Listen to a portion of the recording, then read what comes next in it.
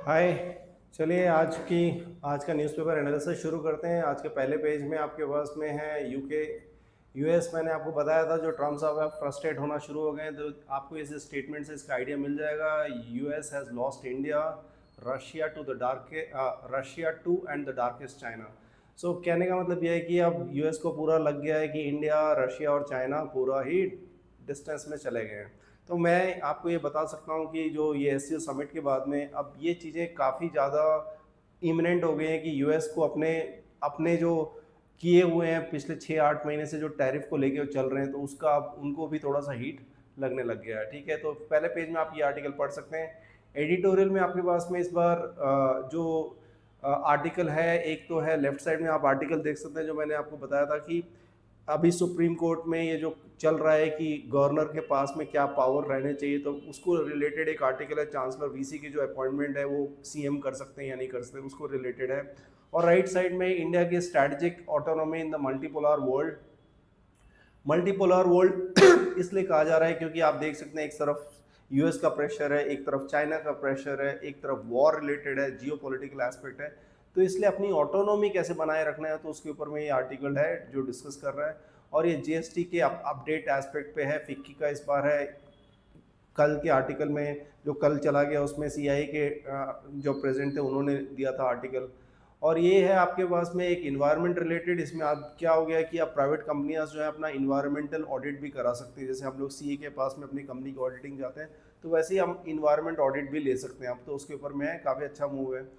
उसके बाद में मैंने आपको बताया था ये जो ट्रम्प साहब का जो है टैरिफ का, उसका जो असर है हमारे फैक्ट्रीज पे, कपड़े फैक्ट्रीज पे चलने दिखने लग गया। अब आप यहाँ पे एक 3 लाइन पढ़ेंगे, इसी से आप समझते हैं। Absenteeism has reduce by 25% to 15% in the last few days because worker fear they may lose their job. तो यानी कि अब जो है एक वो डर का माहौल जो है वो बन गया, और जब डर का माहौल बन जाता है तो आप समझ सकते हैं आप काम नहीं करेंगे, अब आप अपने को बचाने की कोशिश करेंगे।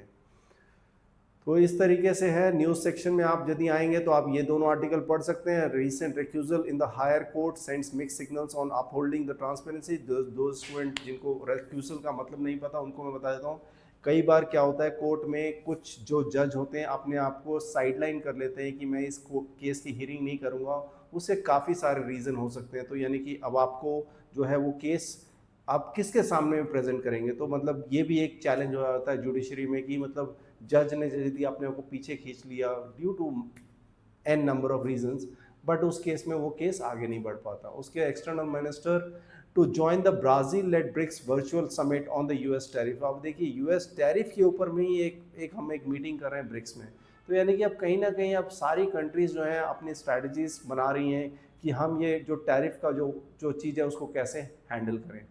यहाँ पे आप देख सकते हैं will ensure the GST benefit reaches the consumer. यहाँ पे पीयूष गोयल साहब कह रहे हैं ये वाली चीज़। ये आर्टिकल आप जस्ट आप you can give a miss. ठीक है, उसके बाद में आपके पास में ये आर्टिकल आता है new technology innovation conclave to replace the science congress to be held in November. ये अब आप पढ़ सकते हैं क्योंकि न्यू टेक्नोलॉजीज़ के ऊपर में काफ़ी स्ट्रेस है और काफ़ी प्रेशर है, और जो जॉब मार्केट भी है उसी टाइप रिवॉल्व होगी। उसके बाद में आपके पास में ये एक आर्टिकल है, ये आप पढ़ सकते हैं। ये वाला आर्टिकल है role of teacher in the students life is the paramount present says. तो मेरी भी ज़िंदगी में काफ़ी सारे टीचरों ने बहुत इंपॉर्टेंट रोल प्ले किया है। मैं उनको इस माध्यम से थैंक यू कहना चाहूँगा। आपने मेरी लाइफ में काफ़ी कंट्रीब्यूशन किया है। और इसके बाद में आपके पास में एक आर्टिकल आ जाता है यहाँ पे, India plans to strengthen the nuclear deterrence drone warfare capability. अब आप देखेंगे कि ड्रोन तो एक टेक्नोलॉजी हो गई, अब ड्रोन में भी न्यूक्लियर डिटरेंस आने वाला है। तो यानी कि ये एक फ्यूचर एस्पेक्ट है, तो इसके ऊपर आप एक आर्टिकल पढ़ सकते हैं। Operation Sindoor has shown the India's resolve army chief. अभी आप इस आर्टिकल में आप ये देखेंगे कि जो आर्मी चीफ जो है वो डिनोट कर रही है चाइना हमारे लिए बड़ा थ्रेट है। ठीक है, क्योंकि इंडियन आर्मी या हमारा जो डिफेंस है वो तैयारी कर रहा है कि मोस्ट प्रॉब्ली जब अब जो फ्यूचर वॉर होगा 1 to 1 नहीं होगा, अब हो सकता है 1 to 2 हो। तो इसलिए हमको उस हिसाब से तैयारी करनी पड़ेगी।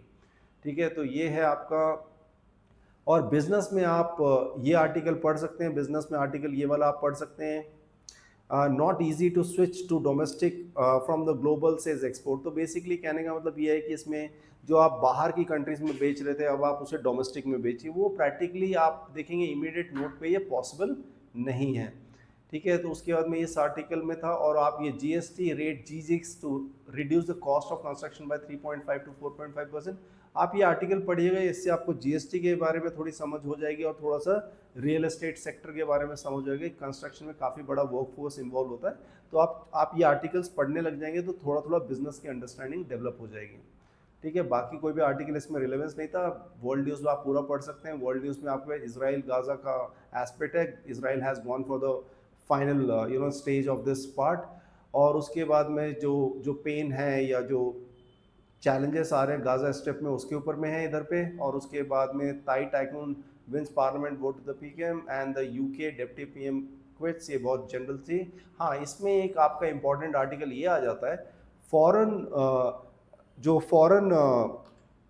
Troops in the Ukraine would be legitimate target says Putin. तो मैं थोड़ा सा कंफ्यूज हो गया था इस आर्टिकल को लेके, क्योंकि मुझे लगा कि जब जब सीज फायर हो जाएगा तो फिर से क्यों अटैक करेंगे, लेकिन नहीं, इसमें पुतिन साहब का ये कहना है कि if some troops appear there specially now during this military operation, तो बेसिकली यदि ये ट्रूप्स अभी जो दूसरी कंट्री से यदि अभी आके यूक्रेन में अपने आप को ले आते हैं, तो उस केस में रशिया जो है हो सकता है उनको भी टारगेट करे, वो कहना चाह रहा था। मेरे को जब मैं ये आर्टिकल या ये स्टेटमेंट देखा तो मैं थोड़ा सा कंफ्यूज हो गया। जब सीज फायर हो जाएगा और बाकी की कंट्रीज के फोर्सेस आएंगे तो उस केस में रशिया को ऑब्जेक्शन नहीं होना चाहिए, लेकिन नहीं, रशिया का ये कहना है कि यदि अभी ये फॉरेन ट्रूप्स आ जाते हैं तो हम उन पर अटैक करेंगे। मेरा नाम प्रणव मेहता है, मैं क्लैट ट्यूटर में एकेडमिक हेड हूँ। आप मुझे फीडबैक दे सकते हैं कि मैं आपकी कैसे लर्निंग को हेल्प कर सकता हूँ। Thank you so much, good day.